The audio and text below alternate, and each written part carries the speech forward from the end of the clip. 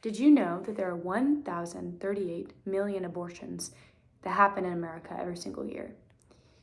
Now, abortion is a polarizing topic, especially in this day and age. There are many views to the issue, but I just want to point out that throughout history, we have upheld the moral of the value of life.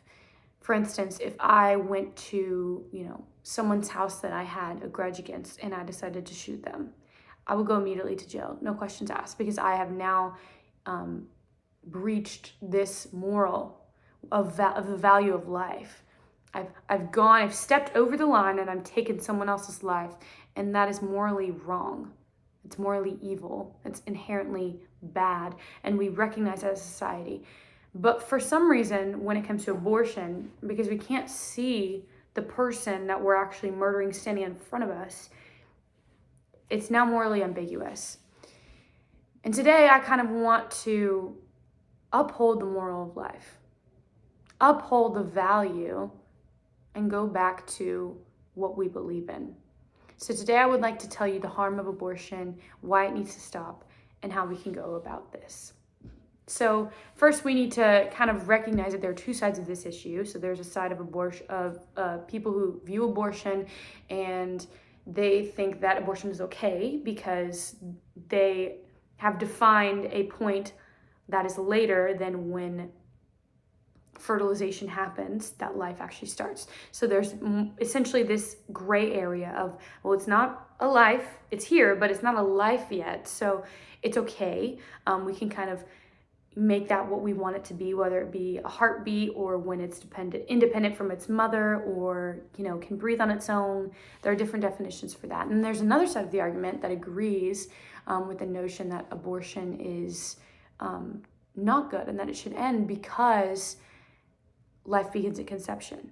Some people assume that this is religiously based and not scientific. However, other sources like the American College of Pediatricians say that the predominance of human biological research confirms that life begins at conception, fertilization. So if we have this information that a distinct human life starts at conception, what does this mean? Well, it means that we have to come to terms with the fact that we as a society are allowing murder to occur at an alarming rate. Now, this is a crazy sentence to utter out of my mouth because murder is a big word to just throw out there. But we even have people like Charlie Kirk who spoke out on this issue, and Candace Owens, who compare the abortion epidemic that we're going through to the vast numbers of the Holocaust in Nazi Germany. Now, that is a crazy, insane take. But is it really? It makes perfect sense if you believe that it's murder, if you agree with the notion that life begins at conception. The World Health Organization says that there are 73 million abortions induced every single year. 73 million lives that are taken every single year. And the second kind of harm I want to point out that abortion brings is mothers who experience abortion. We are kind of fed this lie as a society by, Big Pharma and Planned Parenthood and other organizations that perform abortions, that abortion is just a quick fix, that, oh, you're pregnant and you don't want to be, don't worry, just do this and it'll go back to the way that it was, as if you had never been pregnant at all. When this is a lie. According to the National Library of Medicine, 34.5% of all women who experience abortions also experience major depressive episodes post-operation. No one talks about this.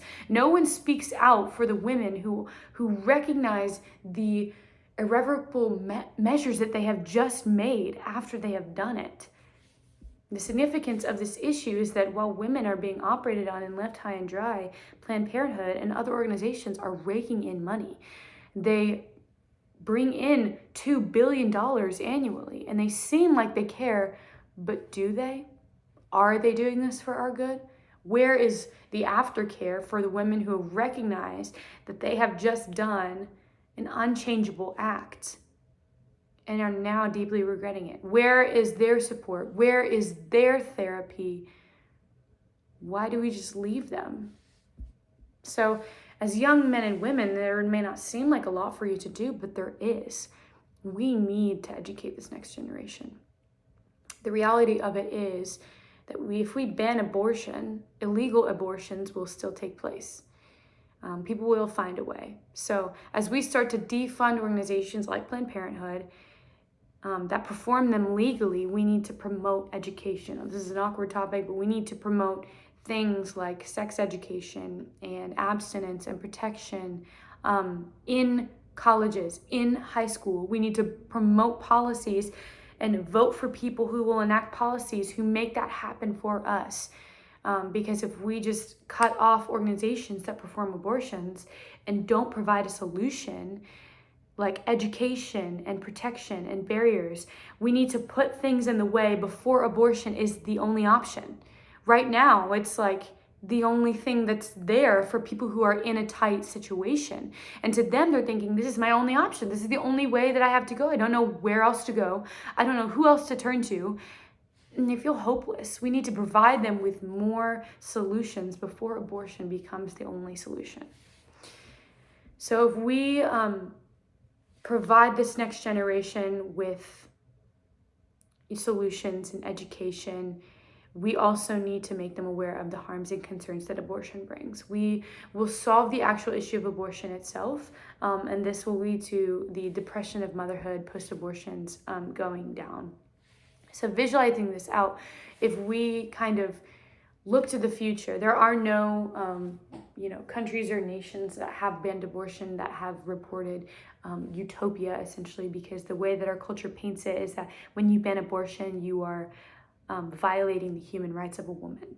And so we have not really seen, and there's not really been any presented utopia environments in media because our media is against that utopia.